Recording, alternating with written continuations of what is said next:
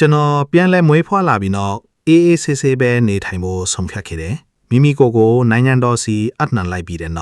ာက်တနေ့မှာပဲကျွန်တော်ဖိုင်ချေဟွာတီဆန်ယုံကိုရောက်သွားခဲ့တယ်ဒါပေမဲ့ဝန်ထမ်းတွေကျွန်တော်မြင်လိုက်ရတဲ့အခါမှာတော့တကိုယ်လုံးတောင့်တင်ပြီးအံ့ဩမြင်တတ်သွားကြတယ်သူတို့ကြားတွေကိုမြင်ဖူးကြပေမဲ့ကြားဘူးရင်လို့ခေါ်ထိုက်တဲ့ကြားမျိုးကိုတော့ဒါဟာသူတို့အတွက်ပထမဆုံးကြိမ်မြင်ဖူးခြင်းပဲဖြစ်ပါတယ်ကျွန်တော်ဒီကိုလာသတင်းပို့ရတဲ့အကြောင်းရင်းကတော့ဒီကဘာမှာလူပြန်ဝင်စားလာပြီးတဲ့နောက်ကျွန်တော်ရဲ့အပြင်းထူတဲ့စီရိုက်နဲ့ဆိုရင်ရေရှည်ရှင်းတန်းဖို့မလွယ်ကူဘူးဆိုတာသိလိုက်ရလို့ပါပဲအခြေခံစားဝတ်နေရေးတောင်အစွင့်မတည်နိုင်တော့တာမို့ရက်အနေကကြတိုင်းဘိုက်စာလွန်းလို့အယိုးစုပဲကြံတော့မလို့ဖြစ်လာတယ်ဒါကြောင့်လက်ကလေးလုံးတာနဲ့အကုံအစင်းထင်းဖြစ်မဲ့ဘာဆက်ဟလိုက်တာနဲ့သမင်းအကုံရောက်လာမဲ့ဘဝမျိုးကိုခံစားဖို့ဘာအလုံးမှမရှိပဲနေပူစားလုံရင်တေးဆန်ယုံကကောင်းမွန်တဲ့ဘဝလေးကိုလာရောက်ခိုကပ်ရခြင်းဖြစ်ပါတယ်ကျွန်တော်ကတော့ပိုင်းကြီးဟွာတေးဆန်ဥယျာဉ်စီကိုမဖြစ်မနေလာခဲ့မိတယ်ဒီမှာမွေးစားပေးဖို့ဒူးတောင်တောင်းဆိုခဲ့တာပေါ့ရက်ပိုင်းတွင်းမှာတင်ဥယျာဉ်ထဲကိုကဘာလက်ခရီးသွားတွေအများကြီးရောက်ရှိလာခဲ့တယ်ဘာဖြစ်လို့လဲဆိုရင်သူတို့ကြားတည်ထားတာက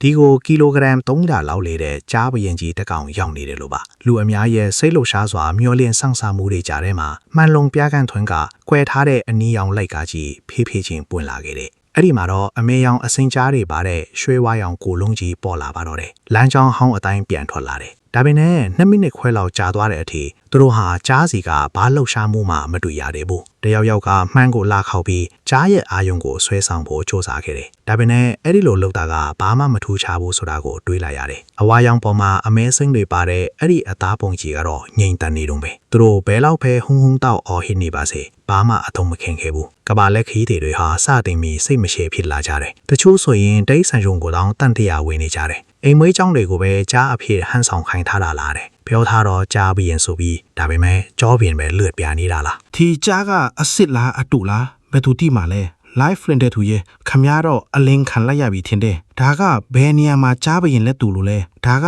လုံးဝအတူကြီးမှာကြည့်ဦးလှုပ်တောင်မဲ့လို့ผมကြောကနေတဲ့ဒီကြားပရင်ဆိုတဲ့ဘွဲကအတူဖေဖို့များတဲ့ပန်ချစ်ခွားရဲ့300ကီလိုဂရမ်ရှိတဲ့ကြားဆိုတာမျိုးကကြားဘူးယုံပဲရှိတာပါဓာတ်ရိုက်လွှင့်နေတဲ့အခန်းထဲမှာပိုများလာတဲ့ live လွှင့်သူကလူလိမ်ပဲ follower အထစ်ကနေနှုတ်ထွက်တော့မယ်ဆိုတဲ့ comment တွေကိုကြည့်ပြီးလင်းရွှေရတဲ့အုပ်မိုးတော့မယ်လူတောင်ဖြစ်သွားတယ်တစ်ဖက်ကနေလည်းပြန်ရှင်းပြရင်တစ်ဖက်ကလည်းပရိသတ်တွေရဲ့စိတ်ခံစားချက်ကိုချော့မော့နေတာတော့ပဲအဲ့ဒီအချိန်မှာပဲပြခန်းထဲမှာနောက်ဆုံးတော့ထူးခြားမှုတစ်ခုဖြစ်ပေါ်လာတယ်အကာအကွယ်ဝတ်စုံဝတ်ဆင်ထားတဲ့ဝန်ထမ်းတယောက်ကပုံတပုံကိုကိုက်ပြီးလမ်းချောင်ဝင်လာတယ်အခြေအနေကတော့နင်းသားဆက်ပြီးငြိမ်နေဦးမယ်ဆိုရင်အပြင်မှာတော့ပွတ်လော့ရိုက်ကုန်တော့မယ်လူမုံဟာမျက်စိမိတ်ထားပြီးတောင်ကြီးတစ်လုံးလိုခိုင်မာရှိနေတဲ့ဖန်ဟုတ်ကိုကြည့်လိုက်တယ်ပြီးတော့အသေးအတန်ပဲလိုက်တွင်းတော့တာပဲအရှိမရှိနေတဲ့အတော်လေးဝါလွန်းတဲ့ဒီကြားကြီးရဲ့ဒုတိယမြောက်တိတ်ဆန်ထင်းကြီးမှုအဖြစ်လူမုံဟာအတော်လေးစိတ်လှုပ်ရှားနေမိတယ်ဒါဟာဒူမအတွက်ကြားတစ်ကောင်နဲ့ပထမဆုံးအချိန်ထိတွေ့ဖူးတာကိုအဲ့ဒါအထင်ဒီလောက်ထိကြီးတဲ့ကြားကြီးတစ်ကောင်လည်းဖြစ်နေတယ်တားကျူကအရွယ်မရောက်သေးဘူးလို့အိမ်မဟုံကစီကကြားခဲ့ရပေမဲ့ဒီလိုခန္ဓာမိုးအရွယ်စားကြီးကတော့တကယ်ကိုကြောက်စရာကောင်းလွန်းနေတော်သေးတာကဒါကျူကစိတ်တဘောထားအញ្ញမ်းကောင်းနေလို့နဲ့ပြင်းနာလေးပဲရှိတာမဟုတ်ရင်တော့သူဒီလိုလုပ်ဖို့လုံးဝဝမှာမဟုတ်ဘူးလူမုံကတွင်းနေပေမဲ့လည်းငါကတော့ဘာလှုပ်ရှားမှုမှမရှိသေးဘူး